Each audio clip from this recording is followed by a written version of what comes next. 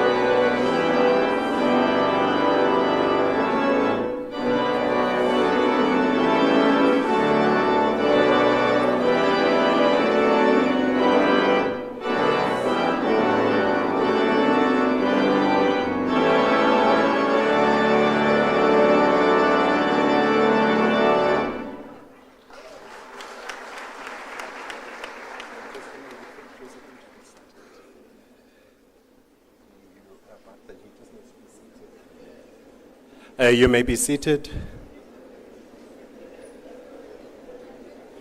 I'd like to introduce our program directors for the day.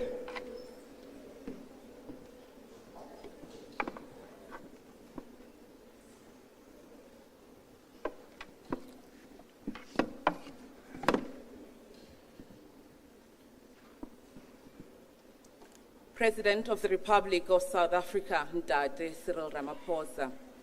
Deputy President of South Africa, Ndade Paul Mashatile.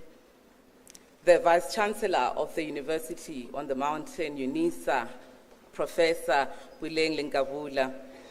Representatives of state organs and other representatives of the eminent persons group present, leaders of political parties, representatives of business, labor, youth formations, civil society, and other sectors present in the room. Ladies and gentlemen, and everyone who identifies differently, good morning. Today we gather under the banner of the National Dialogue, which is convened by President Cyril Ramaphosa as the head of state. The dialogue is a citizen-led process which is built on the belief that our unity is greater than any other strength in our book. We come together not to debate our differences or our divisions, but to stitch our country back together, thread by thread, story by story, memory by memory. As South Africans, we sometimes, if not most times, suffer from short memory spans. We forget the power of street committees, the solidarity of neighbors, the daily rehearsal of democracy that once bound our communities together.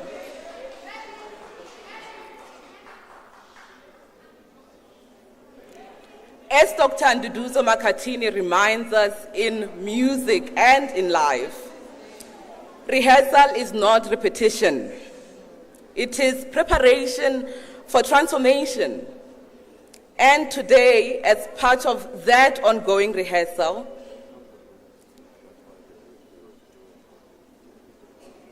I think I'm going to repeat this line because it's really important. That as... Should we continue? Somebody fell. Oh. Just say the manufacturing is cutting Apologies. Apologies. We will take a pause so that the medical emergency may be attended to, after which we will continue our conversation.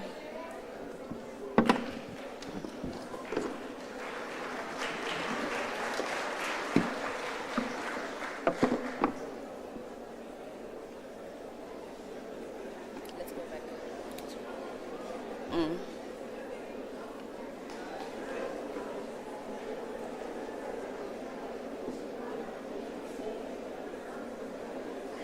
This is not stable.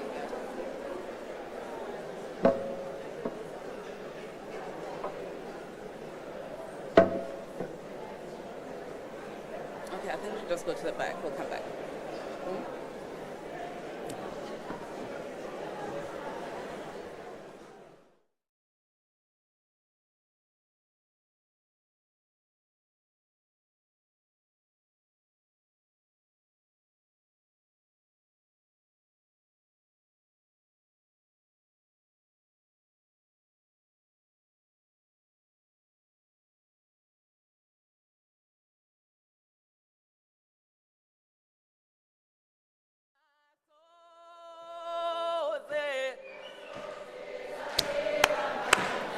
Asoze saphela amandla.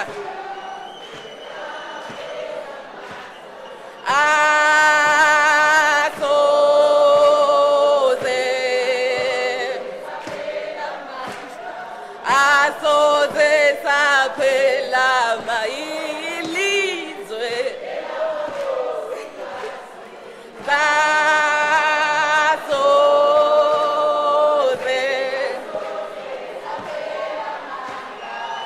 Asoze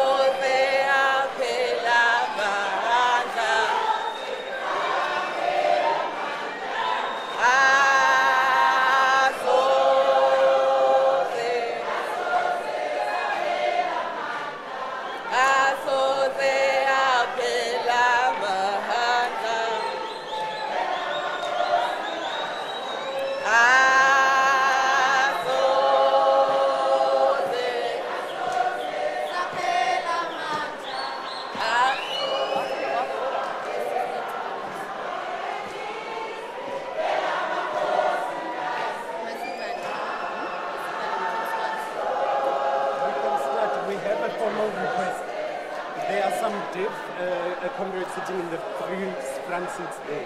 They are asking to see the interpreter because otherwise they can't follow the program. Why can they not see her? Because it's blocked by the podium. Or let's use the other one then. Yes, that's, We need both. I need the deaf comrades to move this way, but they are refusing to move. Can we not move the interpreter to that podium? No, the interpreter. But there's a second one. Sorry, please.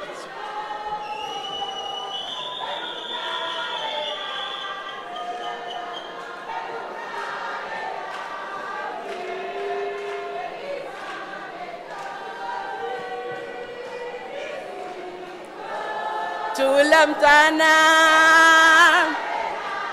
Tulamtana.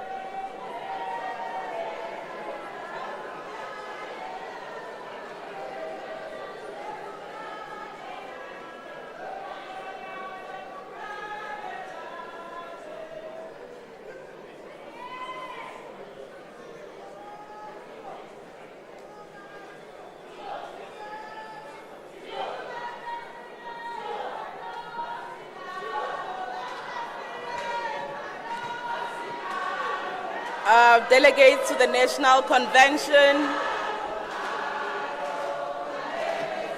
comrades, colleagues, friends, can we please settle down?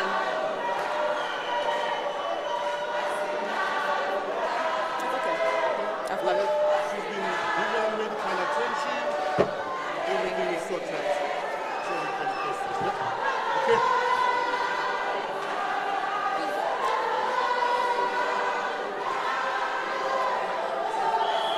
Can we please settle down so that we can get our...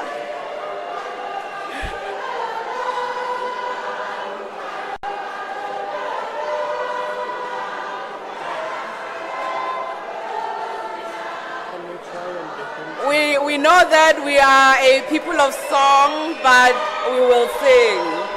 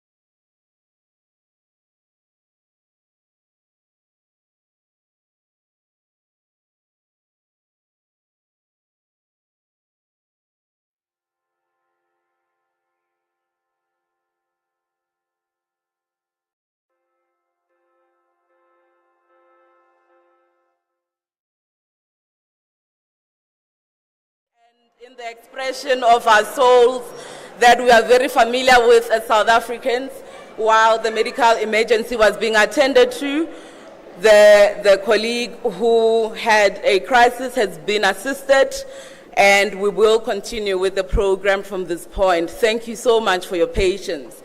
Now, the National Dialogue is a citizen-led process that is built on a belief that our unity is greatest of all our strengths.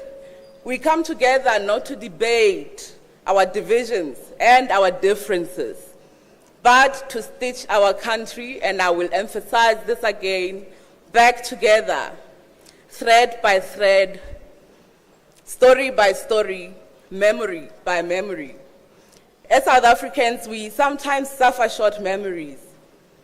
We have forgotten the power of street committees, the solidarity of neighbors, and we have forgotten, most importantly, the solidarity and the rehearsals of our democracy that once bound our communities together. As Dr. Nduduzo Makhathini reminds us in music and in life, rehearsal is not repetition. It is, in fact, a preparation for transformation. And today is part of that ongoing rehearsal for the South African public. It's a step towards the future we want, grounded in the wisdom of our shared past. In this dialogue, we will be asking 3 radical and very ambitious questions which are rooted in practical design. And these are: what radical changes are required? The second question that we'll be seeking to answer is: how do we respond rapidly to these urgent challenges? And most importantly, how do we rebuild trust? And how do we heal our nation? Now, mine is to ask and plead that we begin in unity, that we begin in courage and in hope. I am Teto Takani Nariadi Mahlakwana, and it's my most honor to be in conversation with you this morning, throughout the day, and over tomorrow. And I am not alone. I am joined in this very important task by my co-director of the program, Lerai Rakoditse. Sanbonani, South Africa. Ngiyayithanda South Africa. Lento leqedwe kuyenzakalayo yiyona South Africa yami. Yiyona South Africa that I was born free into. So ngicela nje nizishayeleni izandla before we continue. Igama lami nguLerai. I am a speaker, and of course today I will be co-directing the program with you all.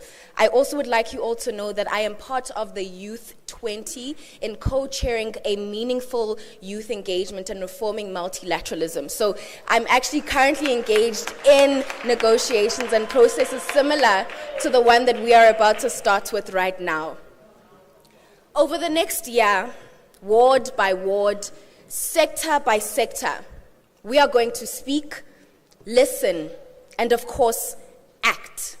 Not just here in this convention hall, but in our schools, in our churches, our sports clubs, factories, community halls, all across this beautiful land of South Africa. This dialogue is yours. It is your voice that matters. And the People's Compact that we will one day sign together will be as strong, as inclusive, and as lasting as the memories and commitments that we create together. Over the next year, this dialogue will move beyond these walls, into our wards, our schools, our workplaces, and even our WhatsApp groups. We plan on touching 50,000 people or having 50,000 ward-led conversations, as well as We plan on holding over 13,500 ward-based conversations and over 50,000 conversations that will be taking place on social media, television, radio, and of course, in our homes. The big goal of the National Dialogue is for us to touch 10 million South Africans. I'll say that again. We plan on having conversations with 10 million South Africans throughout the process of the national dialogue. This is about turning conversations into community action plans and sector compacts. We are going to be ending with a People's Compact in June 2026. This will be the national agreement between us as citizens, the government, business, labor, as well as civil society on how we plan to move forward together. But for now, please allow me to do a few housekeeping rules. At the beginning of the meeting, we announced the tech platform, the application that we will be using to interact throughout the day. So you may experience a few lagging issues with the internet. Please just try again. When you log onto that site and you scan that QR code, make sure to please use the same email address that you used to register for this event.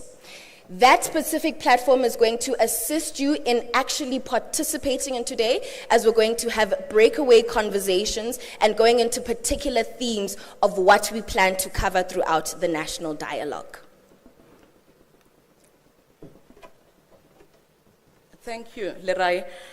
Now, because we are Africans and in African tradition, we must be welcomed before we continue with the work of the day. It is my utmost pleasure to welcome to the stage the Vice-Chancellor of UNISA, Professor Buleng Linkabu.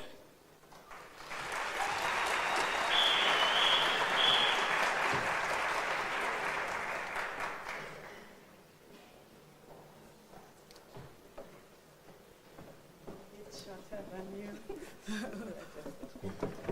we always put something. There's something somewhere.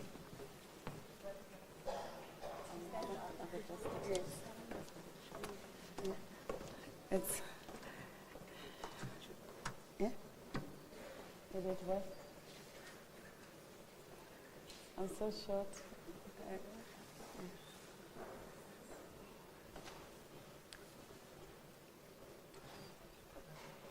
Program directors,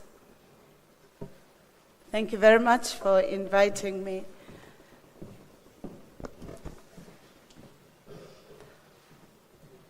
I want to apologize. They say they want to help me because you cannot see me. I'm a little bit challenged, and therefore I was still waiting for something to assist me. So I apologize. They think I'm hiding.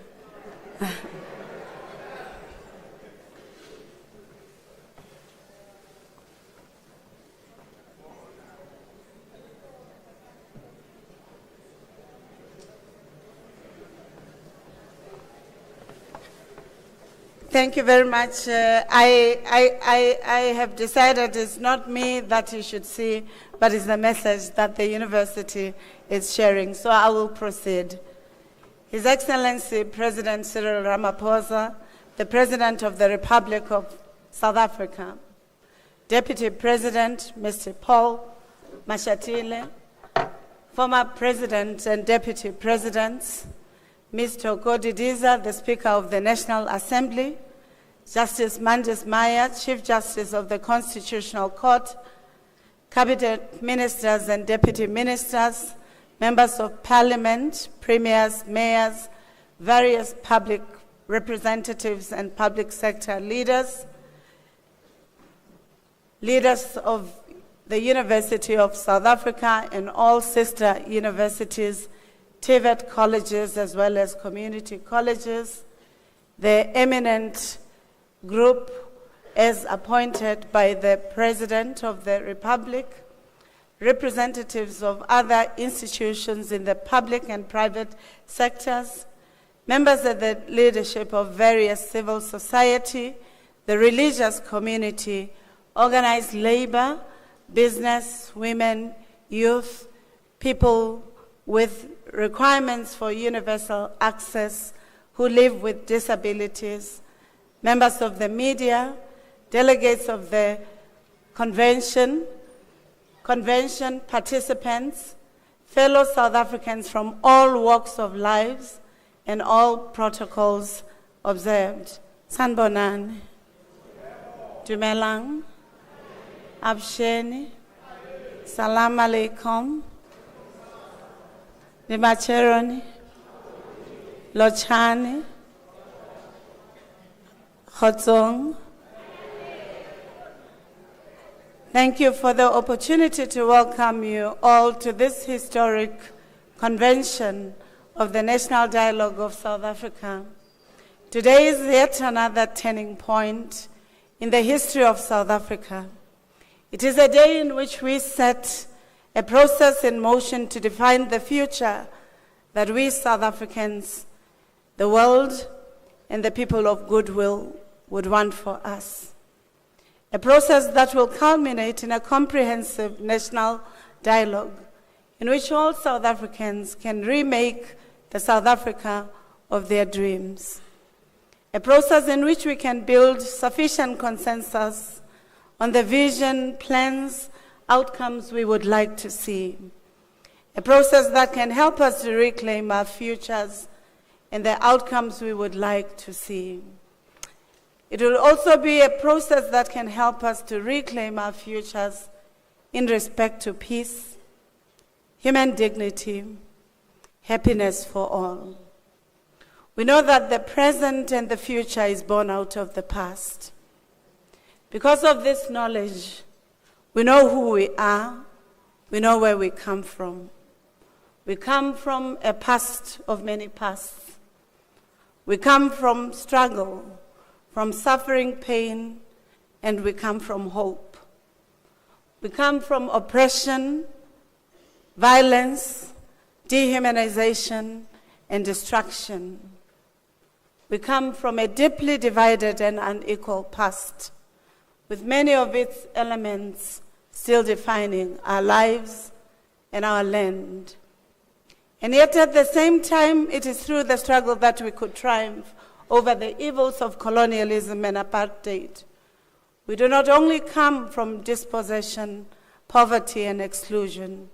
We also come from wealth, health, and prosperity. We come from the rich histories and histories and cultures that make us one of the strongest and proudest nations in the world.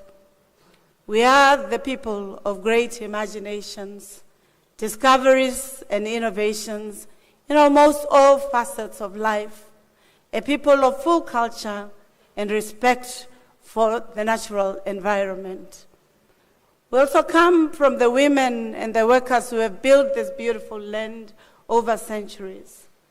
And as their descendants, we know that their blood, sweat, and pain should mean that we have a stake in the present and the future, and that we dare not fail or cower in the face of adversity and in the setbacks. No matter how insurmountable the setbacks of the day may seem, we must march on. We also come from spiritualism and believe that humanizes, affirms, and protects. It is a belief and the value system that says all life is of equal worth and everyone deserves a place in the sun. I'd like to repeat, all life is of equal worth and everyone deserves the place in the sun. That is who we are, a people of many pasts, a people of many shades, united in our diversity. A people in a place of many ebbs and flows, twists and turns in our continuous search for the greater freedom. Today we are confronting a reality of national hopelessness, restlessness, and stagnation, including the real declines in the many important indicators of human development. In the land of plenty and boundless talent, we should be able to arrest the dangerous national situation. We have done it before, and we have emerged out of the most complex and opaque days of apartheid to build a new South Africa. This national dialogue process, which begins today, gives us a grand opportunity to find our true north again. I hope we take this opportunity to reclaim the great South African promise, a better equality of life for all, a governance system that works for all, a social coexistence that ensures that every South African can reach their full potential as human beings, agents of change, and masters of their own destinies. As the University of South Africa, we're truly honored and excited to be chosen as the seat of the first national convention that seeks to rebuild, reconnect, and reclaim the South African promise. In a true African spirit of Ubuntu, we believe that talking begins from the I. In order to talk, listen, and understand the next person, both friend and foe, you have to see them first. They must exist, and you must exist. And in this instance, the I is not the literal I. It is the heart and the imagination of what it means to being human together. The humanity of all parties must be affirmed, and then what follows is the sharing of ideas, of space and imagination about the past, the present, and the future, so that we can co-create life, nurture the environment, and produce the technologies that make life possible under the sun, including humanizing civilizations. It is for the same reason that women, children, and people of Palestine, Sudan, the Democratic Republic of Congo, Ukraine, and/or Russia must first see each other before they can talk and find lasting solutions to peace, development, and prosperity. It is when we see each other, when we see the humanity in each other, that we would be able to reaffirm that we are inextricably bound together, and therefore the future that we must co-construct must be for the benefit of all, our government, our civil society, our public sector, our private sector, and all intersecting sectors to ensure that we reclaim the future together. Our university is the oldest university in the country. It is also the largest in South Africa and in the African continent. It takes 37% of the higher education system in our country. It is a partner to our country, to our continent, and to the best that Africans must project in the world. It is therefore for this reason that we at UNISA are committed to ensuring that while we engage in the critical issues of national importance, that you will enjoy the University of South Africa hospitality. You'll enjoy its architectures, its various cultural and historical sites, and monuments that make up our beautiful university. But above all, you must enjoy the commitment to being part of the emancipatory project and histories of this country, whether in the past as it would be in the future. Our relevance and value add to society is not only about teaching, learning, and research. It is also about engaged scholarship and community engagement, including facilitating and providing platforms for engagements, for learning together with one another from the varied vantage points, so that when we converge together to dream the future that we want to craft together. As universities, we are a public institution which is necessarily invited to ensure that knowledge is transformative, is revolutionary. It creates opportunities for engagements so that we find cohesion, social capital, and even amongst foes and friends, or even fours and fours, that there is an opportunity for success. In a project of emancipation, it is important that universities are not ivory towers, but are partners. And it is for this reason that the University of South Africa accepted the invitation and the challenge to being the venue that hosts this important historic event in the life of our country. It is also one of the ways in which we realize our vision of being a truly African university, shaping futures in service of humanity.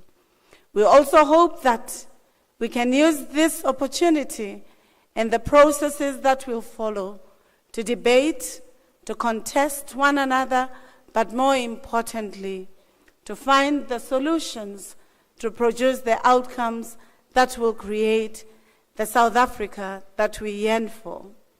In our view, this is a dialogue of equals, and it should get us out of here feeling more energized and hopeful about the processes ahead and the South Africa that we yearn for.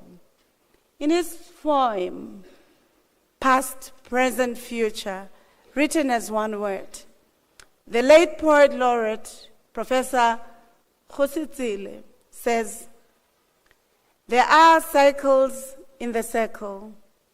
I may even mourn my deadness or mourn your death.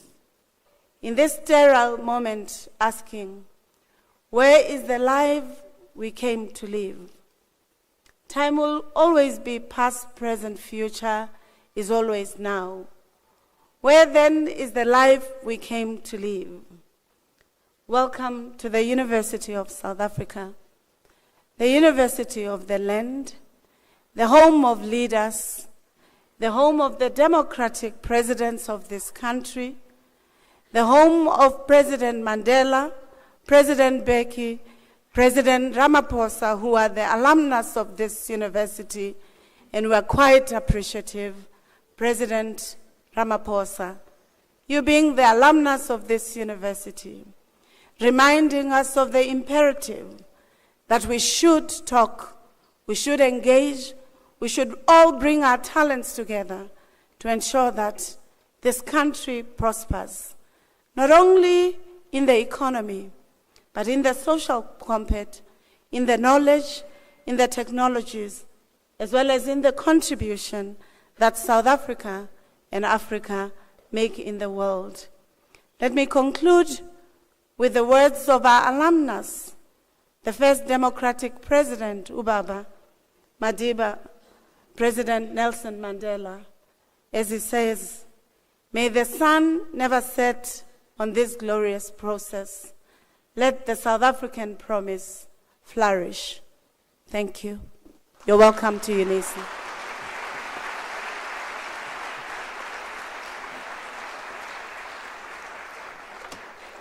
A louder round of applause.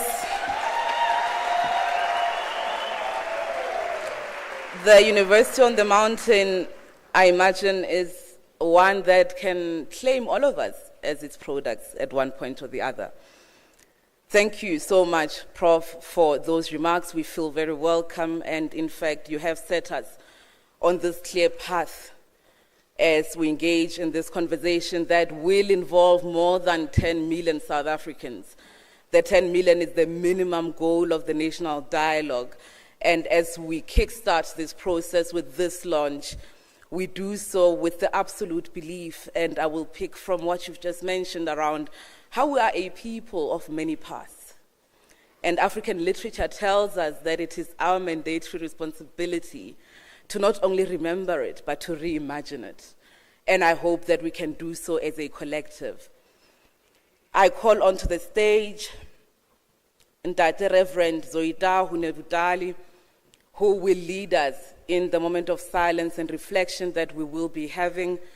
We also just want to put you at ease and update you that the colleague who had a medical emergency is being taken care of and being treated, and they are being taken care of. Thank you.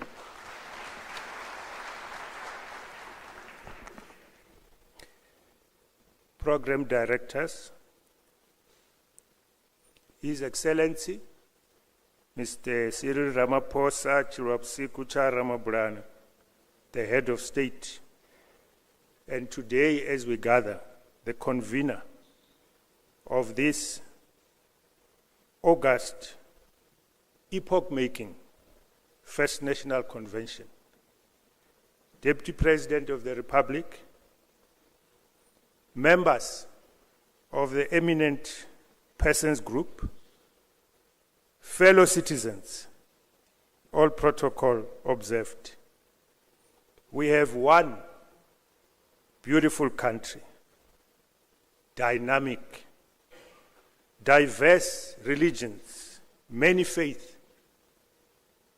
Every faith and religion that does not cause harm is accommodated in our beautiful country. This is our kairos as a country, a moment we dare not miss, a moment of listening, reflections, and honest conversations. My task is to invite all of us for a moment of silent prayers and reflections, uniting in our prayers, shaping our country. Christian, Baha'i, Hindu, African traditional religions, Rastafarians, just to name a few. Let us join forces and lift our hearts in a moment of silent prayer.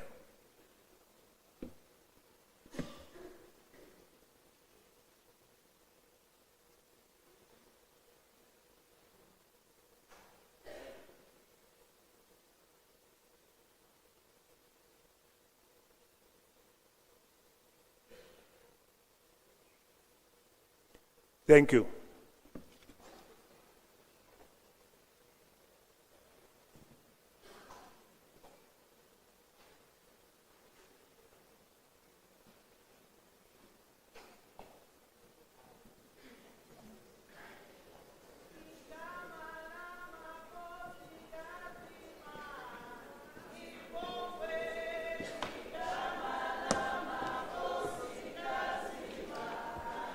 Thank you. Siyabonga, siyabonga, siyabonga.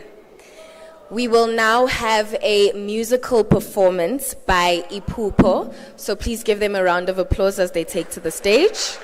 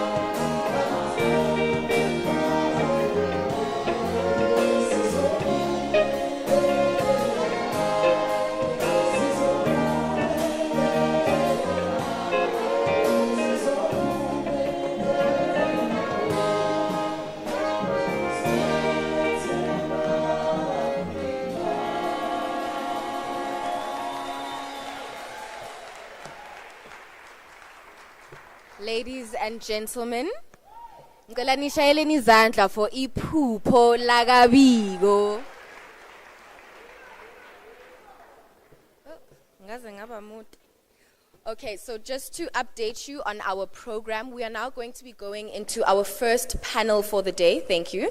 We will now be going into our first panel for the day, a short panel, followed by the speech by the head of state, President Cyril Ramaphosa. And after that, we will then take a short break for, I'll get back to you on how long that break will be, and then we will come back into the room for the second part of the day.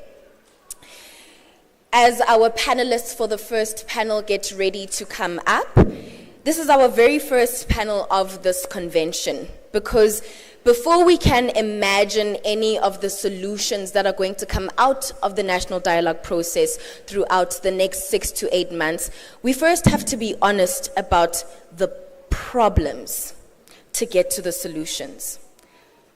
So I would like to please call up Sinesipho Soqujwa from the Unemployed People's Movement, speaking for the grassroots and for the citizens who feel excluded from economic opportunity.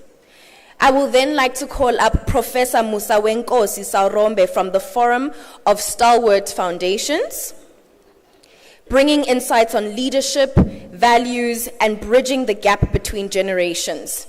And then I would like to call on Boichoko Ditlhake, who's here to speak on behalf of the National Dialogue, on the National Dialogue process itself and how it can be a tool for transforming housing, urban development, infrastructure, and many, many more. Can we please have those panelists join us on stage?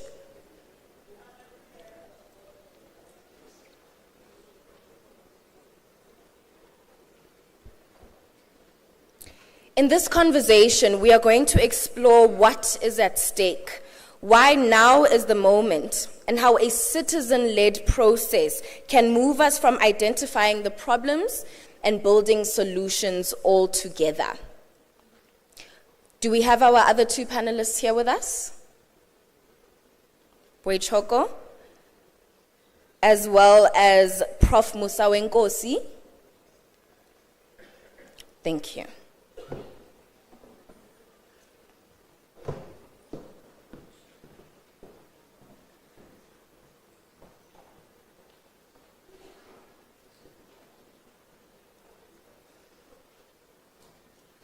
Apologies, please give us a moment as we wait for Boichoko.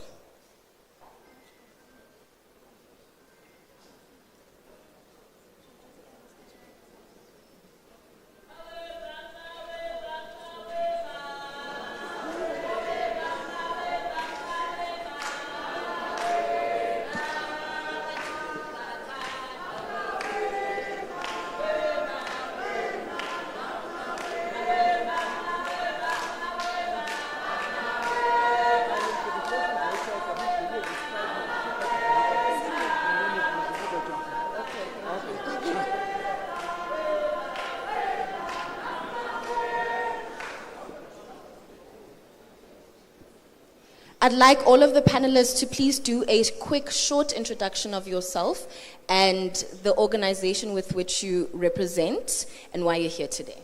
Okay. I have to get off the stage. Boichoko was dealing with a crisis. He's back. I was replacing him. Please come in, Boichoko. Okay. So, MC, I'm heading over to Boichoko. He's back. Okay. Thank you. Apologies, apparently there's a crisis happening outside that had to be dealt with. In the meantime, I'll move on to you.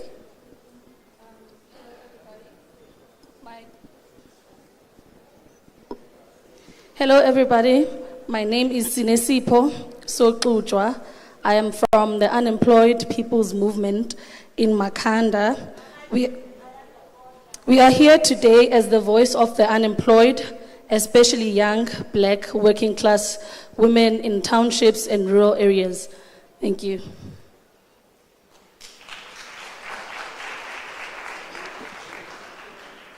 Good morning, everyone. All protocol observed, Your Excellency, all honorables and distinguished guests. I am Musawe Nkosi. I'm an associate professor at the University of Johannesburg, and I represent the Stalwarts Foundation Forum. Thank you.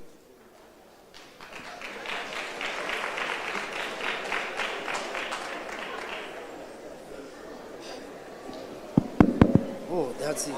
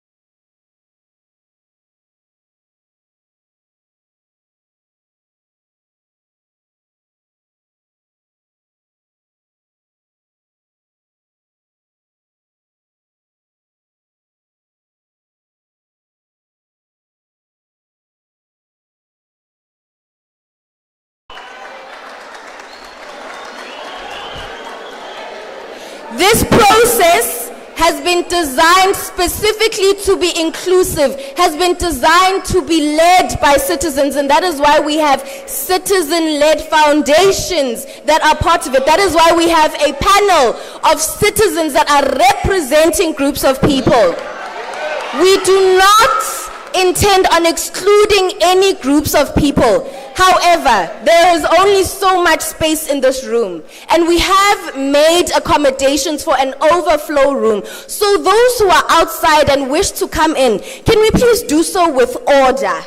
If you would like to be in the room, we have an overflow room, but can we please not disrupt today? Ngicela ukuthi nje singaxabani tu.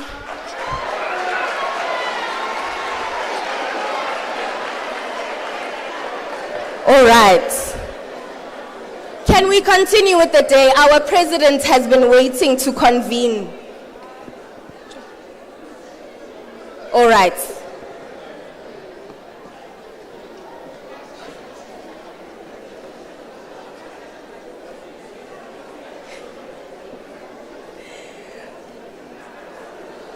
Ladies and gentlemen, may we please settle down in the room? Okay. I think, Sinesipo, I'd like to start with you, please. You work at the heart of communities where unemployment isn't just a statistic. Yeah. It's a daily reality. From what you're hearing on the ground, what are people saying that they need most urgently from our democracy today? So, from this dialogue specifically, the word on the street, or what we must come out with, is that we must promote local industries so that jobs are created where people live.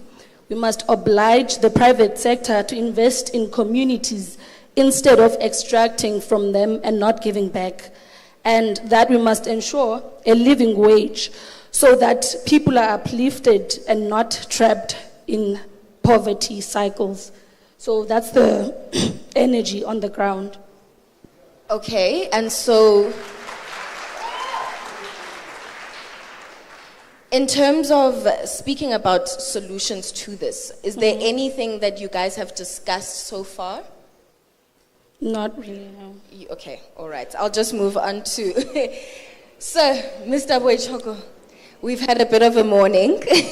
Let's first, I think you were meant to go at the end of the panel, but I think to clarify the process of the national dialogue and what today is about as the national convention, can you please give us a bit of insight into that? Okay, thanks very much and good morning. At the very heart of where and why we are here is for our ability as South Africans, firstly, to acknowledge that we have challenges as a country.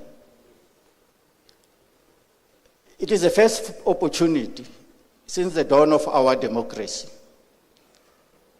We need to find a way in which we can be able to talk to each other, because the solutions are many, varied, and some deep.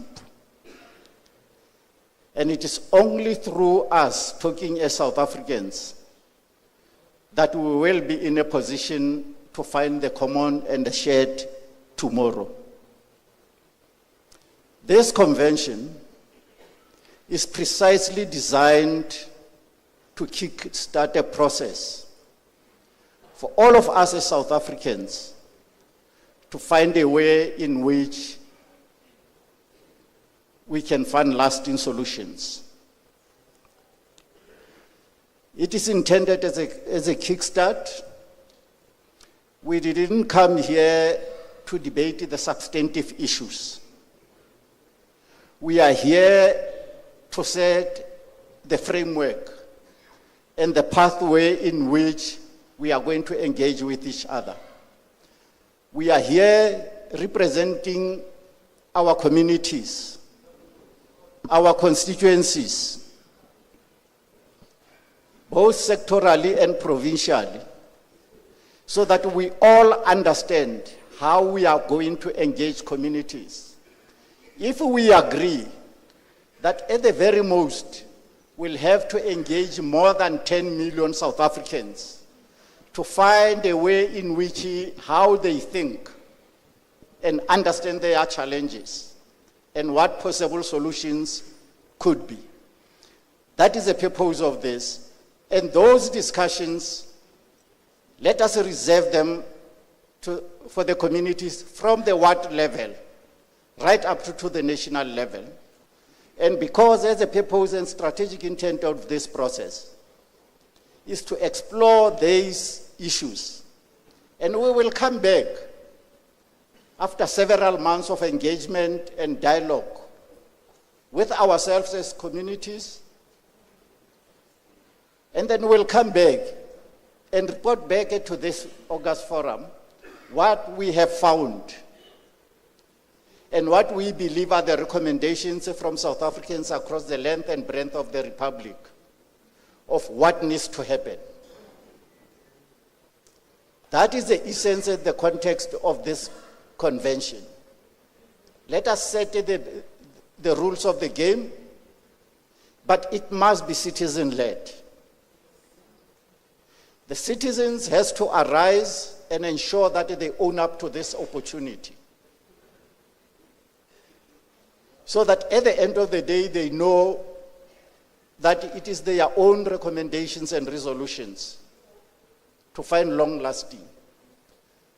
So it is in that context, because as we'll outline earlier, the draft modalities that collectively we must shape, because we are here representing constituencies where we come from. We will understand the best modalities which can be employed to assist communities across South Africa to engage and contribute. And that's why we are here. And then we'll go back to them and say, this is what we have agreed, how we are going to play this process. And we'll be able to strengthen all these modalities as we go along. And I'm sure that we are ready, we understood that purpose, that nobody else will solve South African problems except ourselves.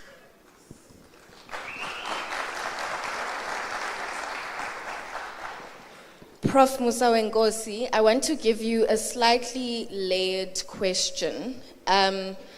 Speaking about representation and how can we ensure that something like this is done and that each community is represented and is touched. We've just had to deal with an issue of with an indigenous community feeling like they're not represented.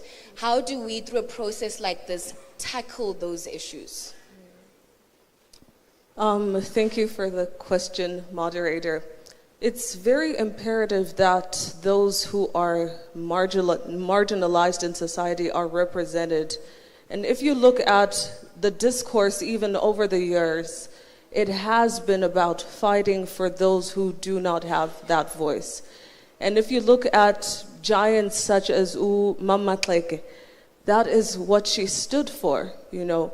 And even as, you know, she returned from her escapades abroad after having acquired her BSc degree in the United States, her purpose was to ensure that there is representation. I'm sure we can all recall, you know, in the echelons of history, how she insisted on women representation within a meeting that was held, you know, by the South African Native Convention. And so that is what we see also repeating in today's society, that those who are marginalized will continue to fight to have a voice. And I believe this is why we are all here, to give those who are not afforded the opportunity to even be in this room and to speak for them, because we are not representing ourselves, but those also who don't have the voice and the platform. Prof, I want to just go a little bit deeper with you. We've often, I think with this process of the national dialogue, it's been received with a lot of skepticism. And oftentimes when something new, when change is being introduced, it will not always be openly accepted, right? But what we're seeing is this process being compared to the Freedom Charter being drafted, to the South African Constitution being drafted. What does a process like this, and it sort of seems like we're at the helm of history, whatever comes out of this process will be something that is going to be taught in history books, will be something that is going to be applied and will hopefully be the bedrock of a new South African society. How do we ensure that something like that continues to happen, and sort of looking at the other processes that we have gone through, what can we learn and make sure that we apply this time? I believe that's why the whole process of consultation is very important.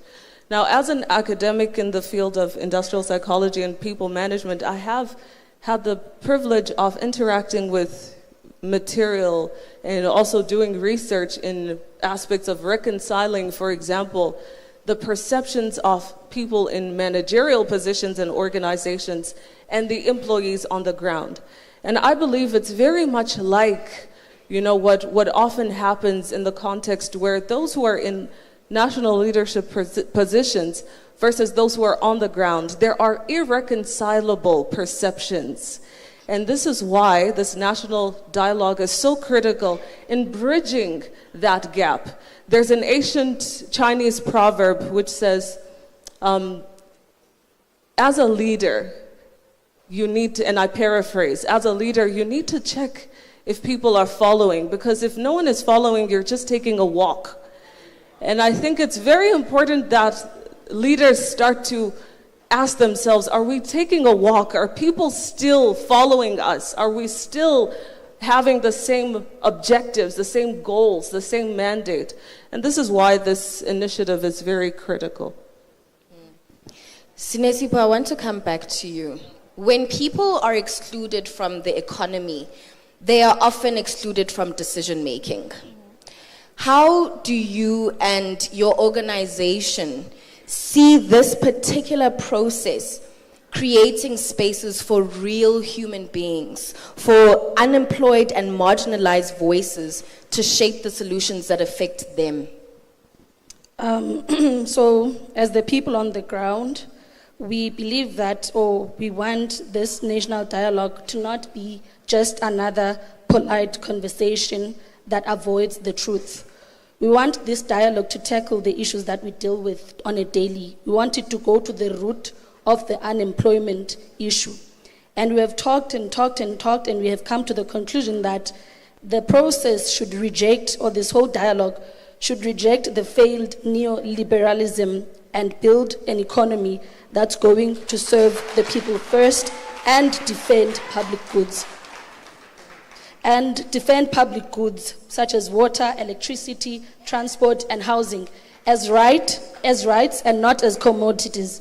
And we want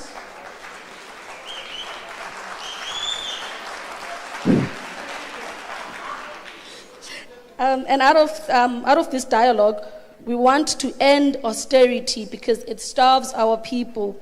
It starves us from the very basic services that we depend on.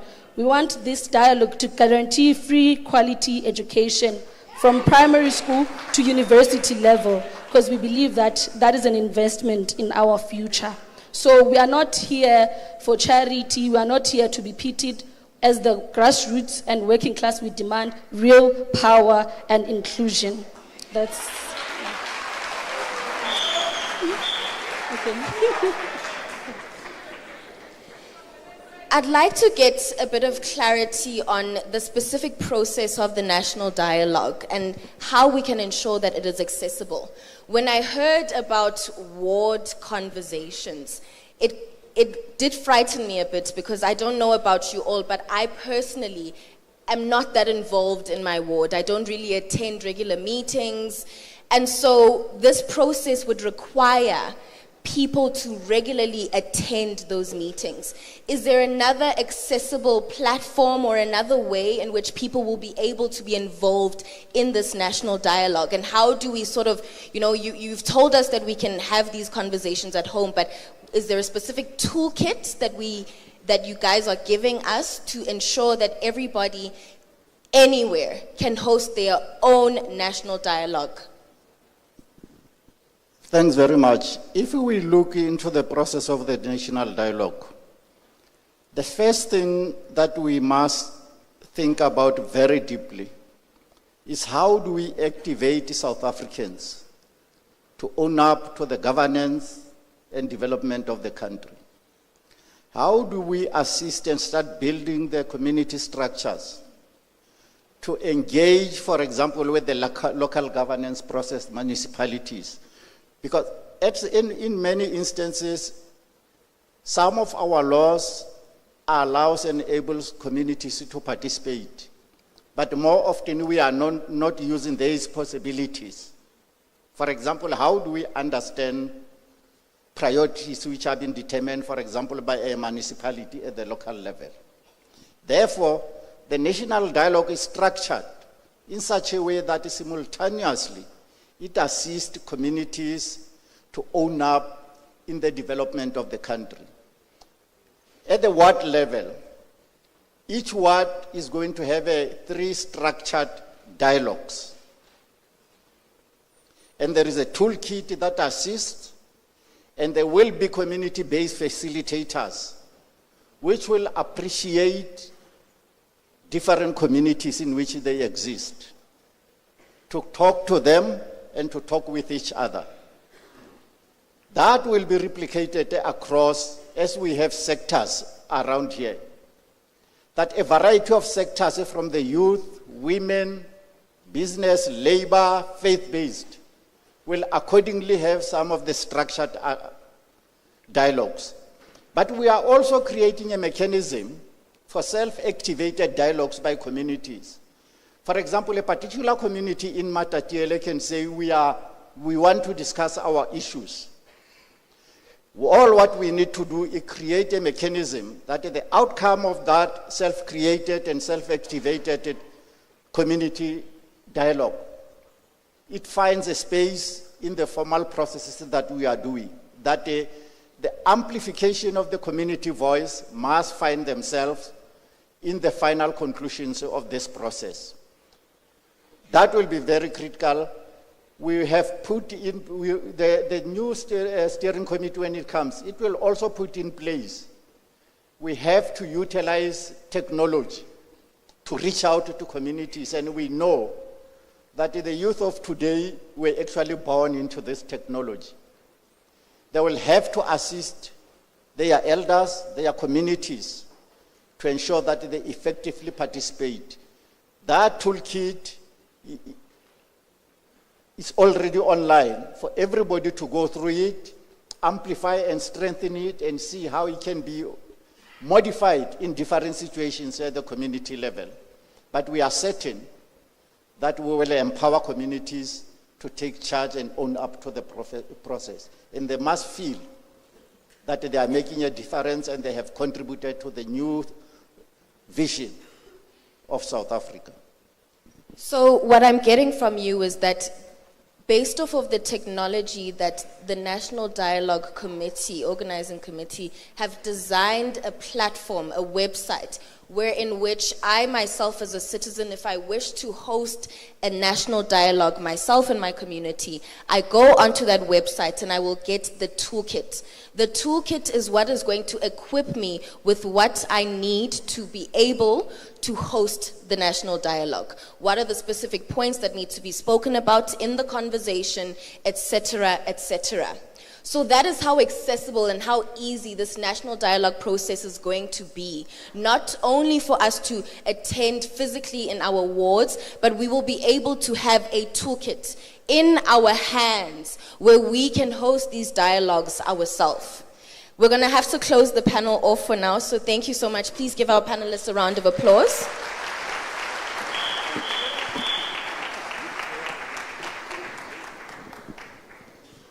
I'd like to call up Iphupho Lagabigo as we set up the stage. Okay. Thank you so much, Lerai, and apologies to the band. Unfortunately, because we started late, we are running out of time. we have to go straight into the next item. Comrades, colleagues, friends, everyone else who identifies otherwise, we are now going to hear more from the Eminent Persons Group. Apologies, there are many changes because we are moving in quite a fast pace. We will be welcoming onto the stage the President of the country at this hour. However, before he rises, Mr. President, I hope you heard that call that was made in that panel. A question was asked that every now and then there be a pause among our leaders to look behind and see who is following. And we can't wait to hear as you give us the line of march as the convener of the National Dialogue. Ladies and gentlemen, please rise and help me welcome onto the stage Ntate Cyril Ramaphosa, who is the President of South Africa.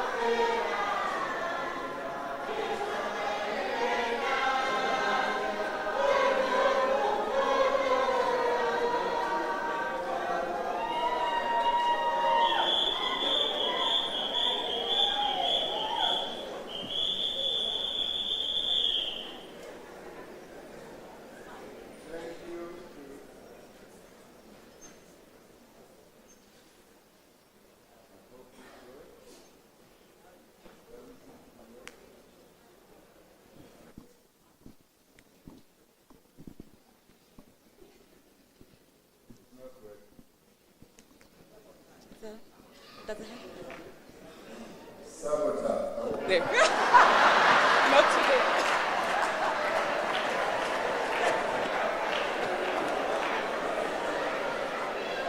Thank you so much. Thank you. Program directors, our two lovely ladies who are leading us today. The Vice Chancellor of the University of South Africa, my alma mater, where I was educated. Thank you, thank you.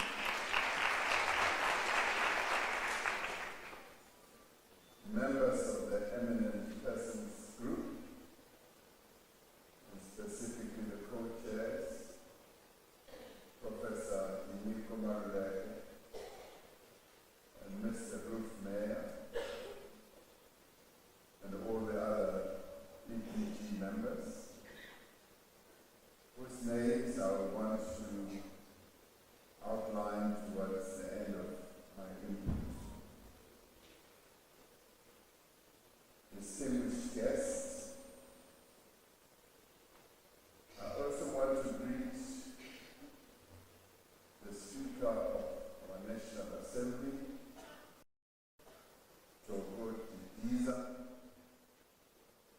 I heard word that the Chief Justice, Minister Maya, might be here, and I greet her. She is here. I greet ministers and deputy ministers. I'd like to greet members of Parliament, representatives and leaders of civil society, traditional leaders who are here amongst us,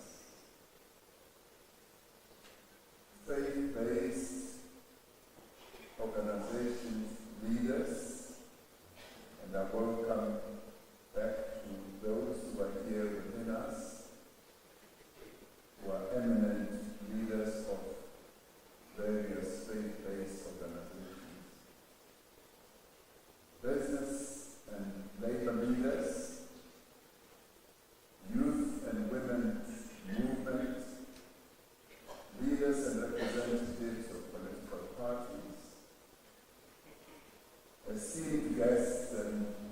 most importantly, my fellow South Africans. I'd like to welcome you all to this historic gathering. I have called this first national convention in my capacity as your president, as the head of state. I do so in line with Section 83 of the Constitution of the Republic of South Africa.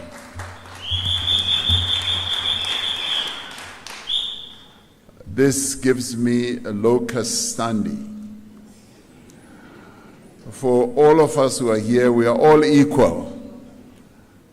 But it gives me locus standi because I happen to be the state president.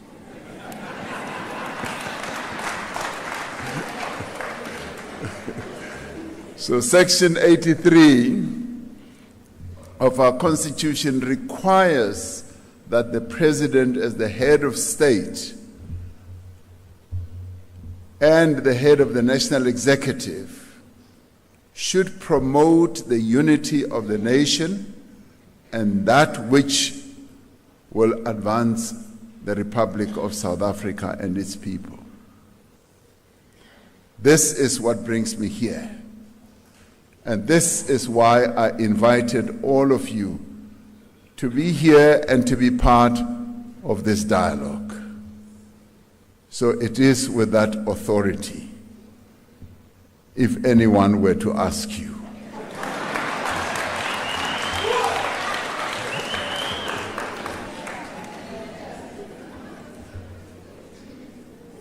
I should thank everyone who is here today for accepting this invitation. I am truly humbled and very touched that all of you have heeded this invitation and have come through to this meeting so that we can have a dialogue. You have traveled from many parts of our country, in fact from all parts of our country, to be here. This is a true honor to me as your president. It is a true honor to all of us, to each one of us. We should feel honored. Today marks the first sitting of the National Convention of the National Dialogue, a space where we confront our realities openly, respectfully and constructively. This is not a partisan platform. This is a national platform. Here, no voice is too small. No perspective is too inconvenient to be heard. We are gathered to listen to each other, to understand one another, and to chart a common path forward for our country. We are meeting at a time of profound challenges that confront our country and our people. Economic hardships that our people are living under, unemployment that continues to rise, inequality that besets our people, growing poverty, and a crisis of confidence in our institutions. We also meet at a time when the world is rapidly changing and our own ability to adapt and renew ourselves will define the next generation. But history teaches us that nations are not defined solely by their difficulties. Nations are defined by how they respond to the challenges that confront them. Our own struggle for freedom from the nightmare of apartheid proved that unity in diversity is not an abstract slogan. History teaches us that Unity is a powerful force for change, for transformation. Gathered in this hall today are people from all across our land, people from all walks of life, people of all races, of all classes, all languages and cultures. Gathered here at this national convention are farmers, are informal traders, civic activists, policymakers, traditional leaders, waste pickers, industrial workers, the unemployed men and women of our country, the unemployed young people, unemployed graduates, eminent religious leaders, business people, and public servants like me. There are also young people and older people like me, men and women, people from informal settlements and rural villages. There are people with disabilities amongst us. There are survivors of various forms of violence. There are artists, there are sports people and cultural activists. In this national convention is gathered the rich diversity of the people of this country. Yet, although we are different in many ways, although we represent different experiences and memories and hold different views, there is one thing that we have in common. And that one thing that we have in common is that we are South Africans. We are, each one of us, sons and daughters of the same soil, the South African soil.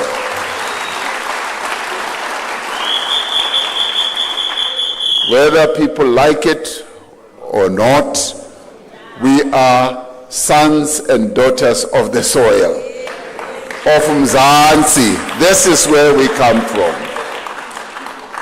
So we share a common past, but we also share a common destiny.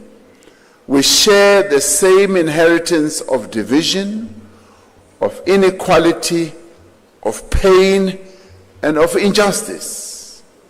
We share the same pride at ending the crime of apartheid and establishing a constitutional democracy. We also share a common future. That future binds us together. And that is why we have chosen to gather here today. Because each one of us, regardless of our differences, is committed to working together to build this future that we all dream of. We have chosen to be here, voluntarily chosen that we will gather here as South Africans. We've chosen to be here because we believe in the power of dialogue and united action. A dialogue, by the way, is not a new phenomenon amongst us as South Africans. We have always dialogued to solve the most intractable problems that have confronted our country. We gathered together, and let me add that even as dialogues have happened in our country, there have been moments where others chose not to participate. There have been moments when others said, no, what is this all about? We are not going to be part of it. Now I will tell you a story which I hope will not embarrass one of those who told me the other time, and is the leader of the Pan-Africanist Congress. He's here. He serves in my cabinet. And as we were preparing for the dialogue, he said to me, President, we as the Pan-Africanist Congress, we have always historically refused to participate in various dialogues.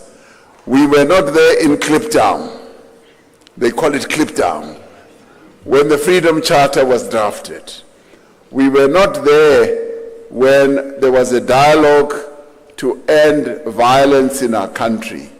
We were not there when the Constitution was drafted, when there was that broad dialogue. And he said, we feel that our voice, our views were not heard. And he said, this time round, Aibu, we are going to participate. We are going to be part of it. So there are those who are standing outside, who are saying we are not going to participate. And we grant them that freedom. But one day, they will be like the PAC. They will realize that they should have been part of the dialogue. Because the dialogue is about bringing people together, getting all of us to speak together, not to speak at each other, and not to talk away from each other. It should involve talking together. We believe that if we share our concerns and our fears, we can conquer them. If we understand the challenges we face, we can overcome them. If we know what hurts us, we can heal. If we know what divides us, we can unite. We gather here today in all our diversity to launch a national dialogue. We are embarking on a process that will launch 1 million conversations amongst our people. Now, this is a great honor, to be able to instigate conversations amongst our people.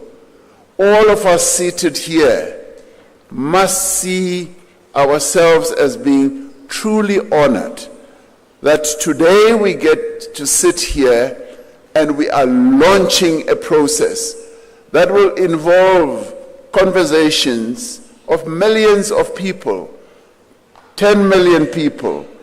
But in the end, I see this conversation going way beyond the 10 million people who might participate. It will encompass many more millions of people in our country. This is truly a historic moment. Across the length and the breadth of South Africa, people will and must meet to talk of what worries them, what gives them hope, and how they think their lives and our country can be better. We all agree that our country is not where it ought to be. We all agree that there are many things that are broken in our country. Getting together, talking to each other, we should be able to find solutions on how we can put many of the things that are broken in our country together. This initiative is about what all South Africans must do together to make our lives and our country better. It is also about getting leaders to be able to realize what worries South Africans and how leaders themselves can be engaged in understanding the lives of South Africans and be accountable. And to look, yes, as my sisters were saying here, to look behind and see whether there are still people who are following them. Through this process, we want our people to meet in homes and community halls. We want them to meet in churches, in synagogues, in mosques and temples. Our people must meet in schools and lecture halls, in boardrooms and on the shop floor. on the pathways of our villages and the streets of our townships and our cities. We will meet online. We will be tech savvy, as many South Africans are already tech savvy, I found out during COVID. Our South Africans know technology. They are way ahead. They know technology. When we started distributing the 350, I tell you, it was through technology that they were able to immediately snap it. Even though they say, hi, Ramaphosa, Otanda, Mahlalela. They did it through technology. So we will meet online. We will call into radio stations. We will debate on television. Yes, there will be many television shows. We will share our views and make our suggestions without hesitation. And we will be direct and honest. And we will need to have difficult conversations about many issues, including why do South African women have to live in fear of the men of our country?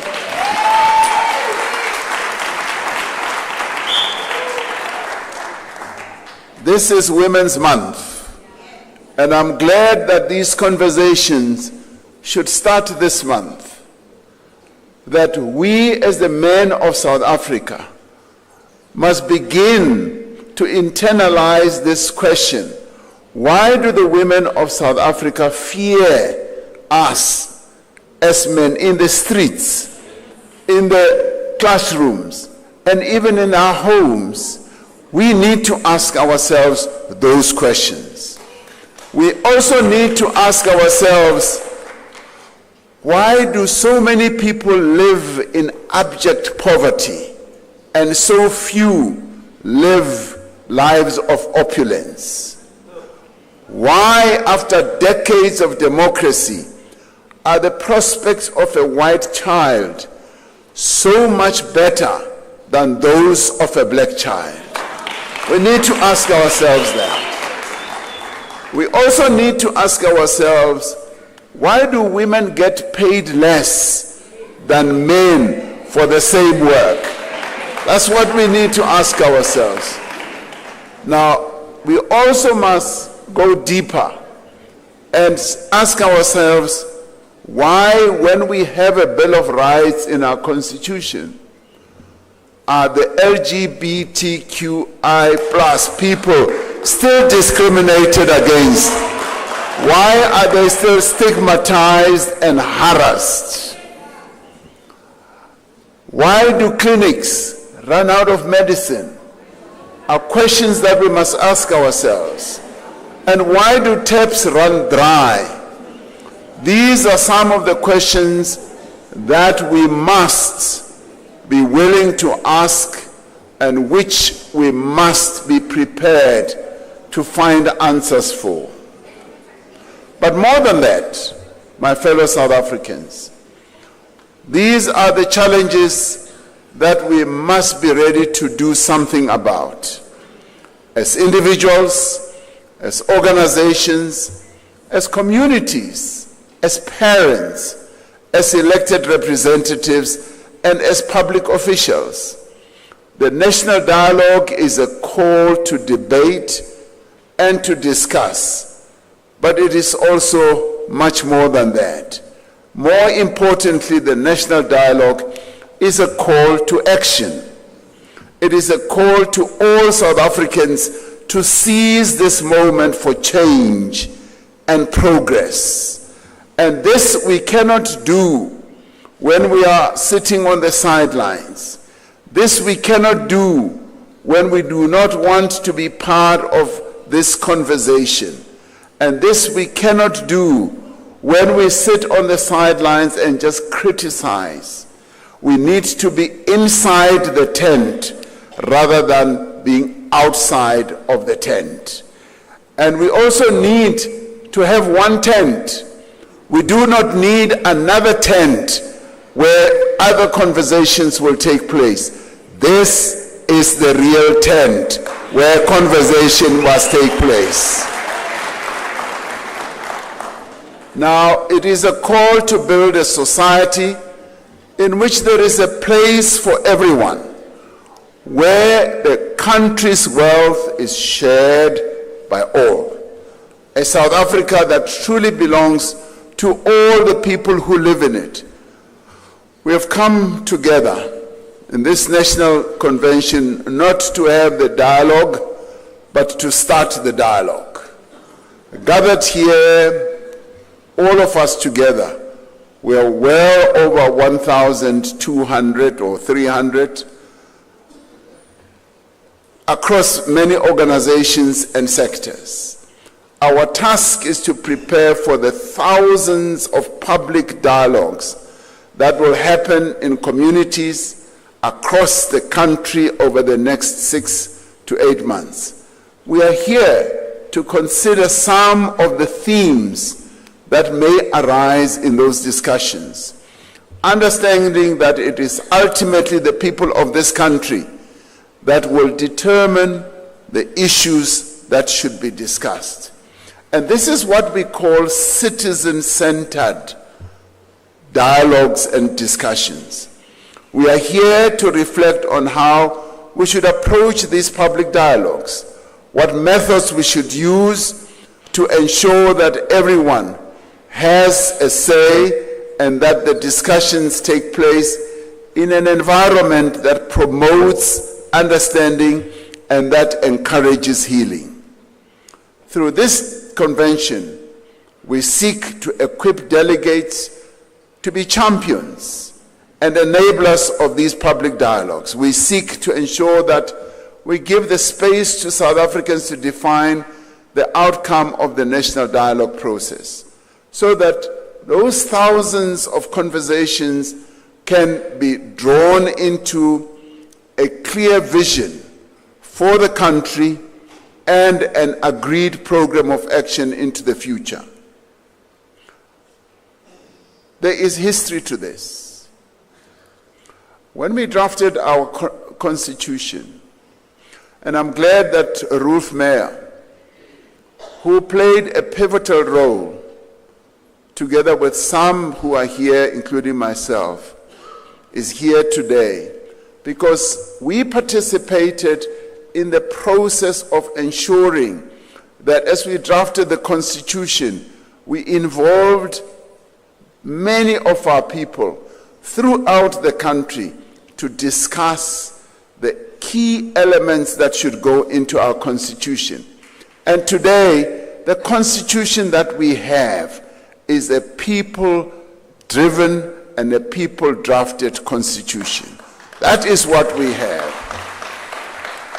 Now, through the national dialogue process, we hope to arrive at a social compact that will outline the role and the responsibility of all of us as citizens, as the arms of the state, business, labor, traditional leaders, religious bodies, civic organizations, activists, and various other social structures.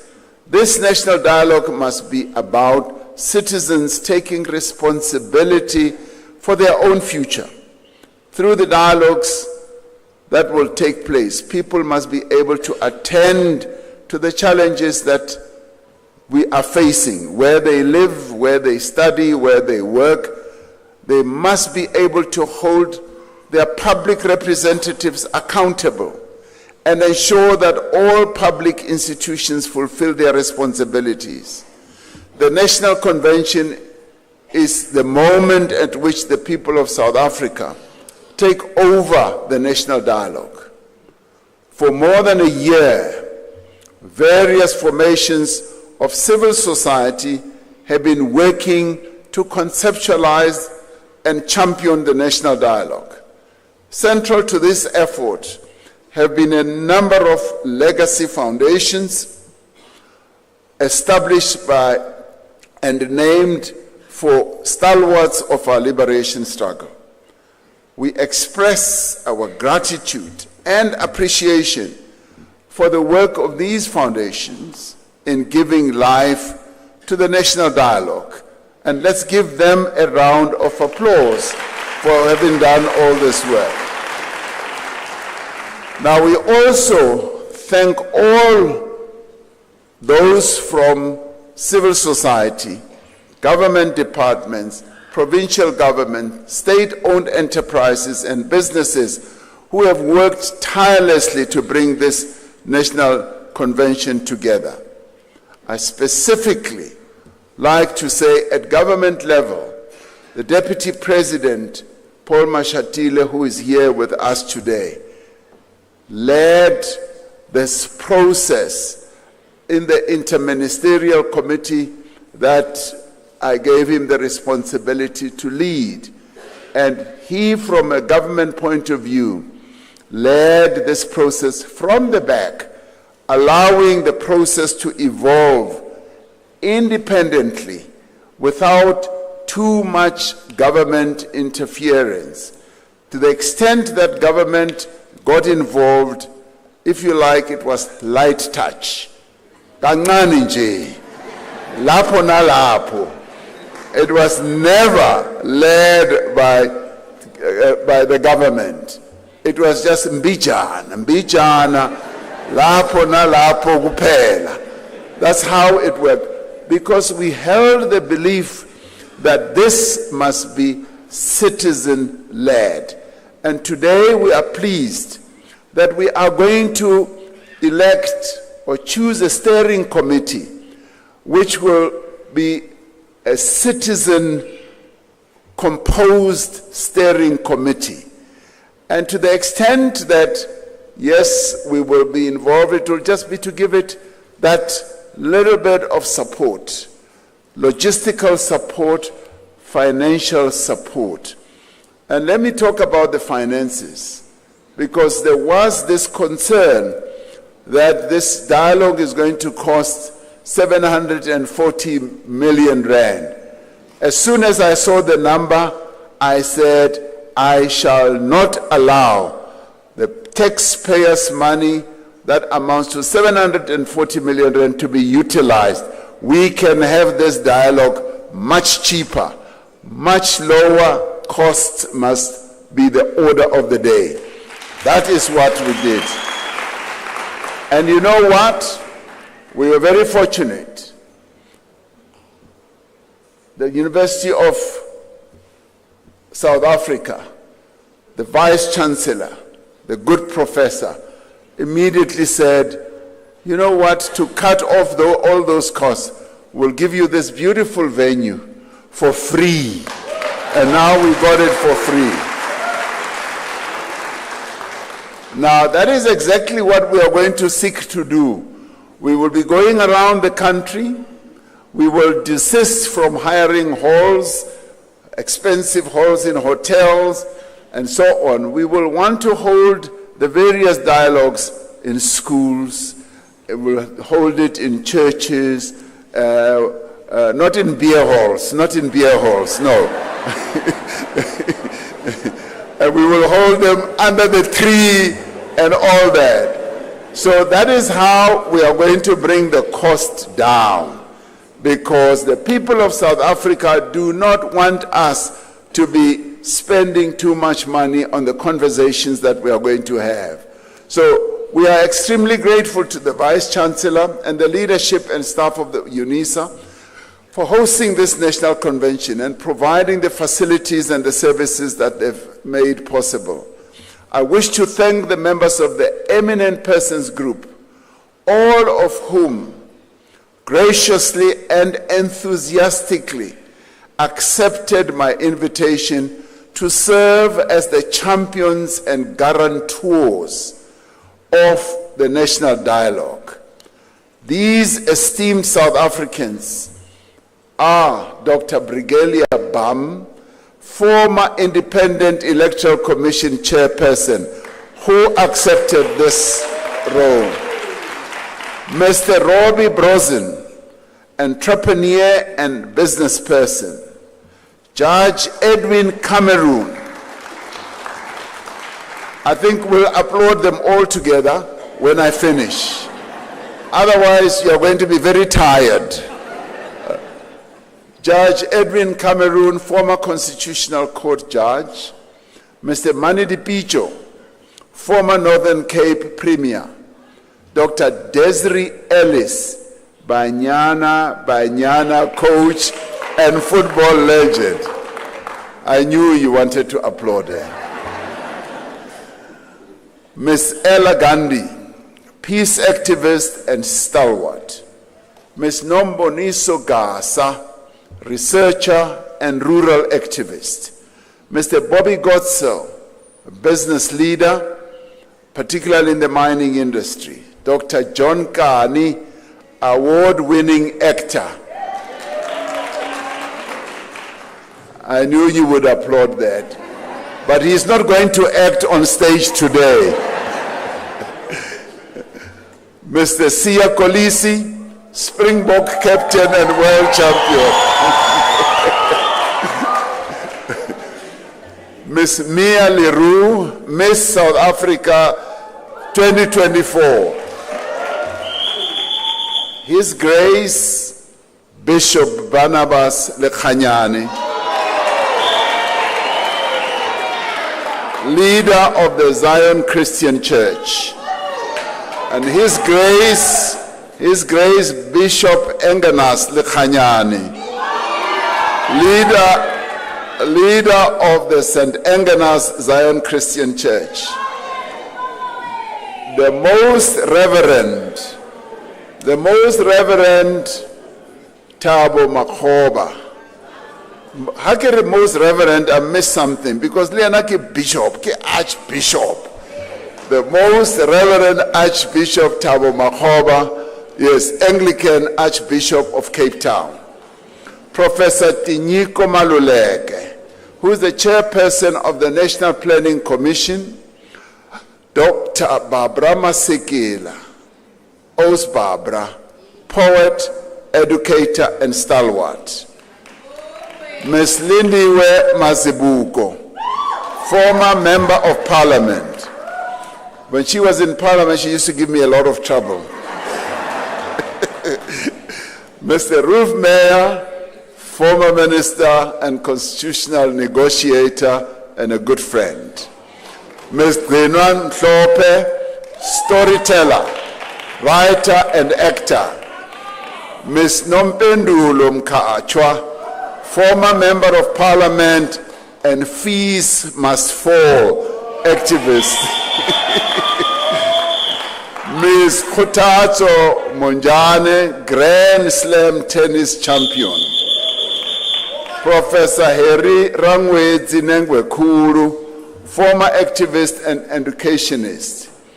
Mr. Begin Chalinchali, unionist and former COSATU General Secretary. Hosi Filia Nwamitwa, traditional leader, Hosi Amin. Hosi Thabo Siatlulo, chairperson of the National House of Traditional and Khoisan Leaders. Dr. Gloria Sirobe, business leader. Bishop Sitembile Sipuka, president of the South African Council of Churches. Dr. Imtiaz Suleiman, founder of the Gift of the Givers. Professor Derek Schwartz, academic. Ms. Lurato Trok, author and early literacy expert. Mr. Sibusiso Vilani, mountaineer and adventurer, those who go on to the mountains. Mr. Siabulela Buza, award-winning scientist and entrepreneur, the only South African who has a planet named after him. Now, I took the trouble to read all their names because they are the eminent persons group that I appointed on advice from a number of people, including from the PTT. These are the men and women who are going to be the champions, the guarantors, the wise minds that are going to steer this whole process forward, working together with our steering committee, working together with, yes, a management team that will be put in place, working together with the administrators and the secretariat who are NEDLEC. Now, since their appointment, the EPG, they have provided valuable guidance and support to me and to all those involved in this work. Lastly, I wish to thank all the delegates to this convention and everyone who is following these proceedings around the country. I do thank the EPG because when there was doubt on whether we should proceed with this convention today, they met and gave me counsel and gave everyone counsel who was involved and said to me, President, much as people might think that we are not entirely ready, the invitations have already gone out. Many people have already been invited. If we are to postpone this important national event, it will dampen the occasion, people will be more doubtful, trust will be lost, and they said we best continue with this dialogue. And as with all other events, there will always be gaps, there will always be shortcomings, but it is always best to press ahead and to get as much work that needs to be done. And I'm truly pleased that they gave that advice, because those who have been doing the work, the organizing committee, has pulled out all stops to make this day possible. And I'd like us to give them a round of applause.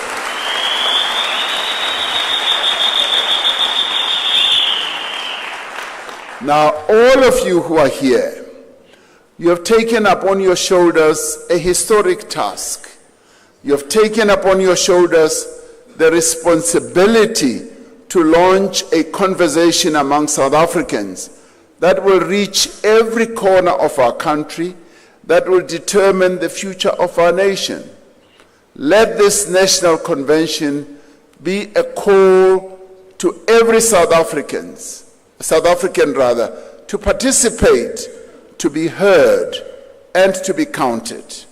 This convention should not be remembered for the fine speeches alone, but the process it begins towards a new roadmap, a framework for political stability, economic renewal, social cohesion, national unity, and how we can continue to build a capable and ethical state.